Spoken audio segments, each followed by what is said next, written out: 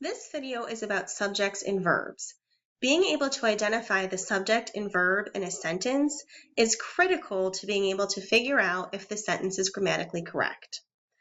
So as a reminder, a subject is who or what the sentence is about, and it contains a noun. A predicate tells us about the subject or tells us what the subject is doing and contains a verb.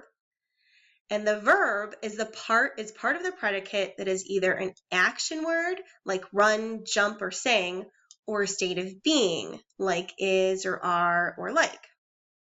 So let's look at some examples of some sentences and work together to make sure that we can identify the subject and the verb. Okay. Our first sentence is Bob drives quickly. Who or what is the sentence about? Well, Bob. So Bob is our subject. What is the verb here? What is Bob doing? Bob is driving. So driving is our verb. How about this example? Janet and Alice are going to the movies today. Who or what is the subject of this sentence? Janet and Alice. And what do we know about Janice and Alice? They are going to the movies. Here we have two verbs together, are going. So our entire verb phrase is just that, are going. When you have two verbs together, we call that a verb phrase. What about this example? Neither the mops nor the bucket were in the supply closet. What is our subject there? Neither the mops nor the bucket. And what does the predicate tell us about the mops and the bucket? That they were not in the supply closet. So what is the verb here? Were.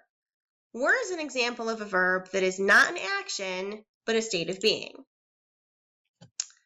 Despite the drought, the flowers are still in bloom. What is this sentence about? What is the subject? The flowers. And then what is our verb? It is are. Again, another state of being. The predicate tells us that the flowers are still in bloom, and the verb in there is are. Here's our last example. The lizard, trapped in its aquarium, relaxes under the sun lamp. Can you find the subject in this sentence? The lizard.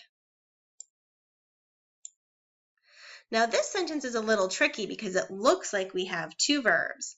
We have trapped in its aquarium and relaxes under the sun lamp. Well, in this example, the phrase trapped in its aquarium is part of the subject. It's describing the lizard to us. It doesn't say the lizard is trapped in its aquarium, so this is actually an adjective phrase. What is the lizard, which is trapped in its aquarium, doing? It is relaxing under the sun lamp. So relaxes is our verb in this sentence. Now that you can identify subjects and verbs, you will better be able to identify if your sentences are grammatically correct. You'll see more about this when we get into subject and verb agreement.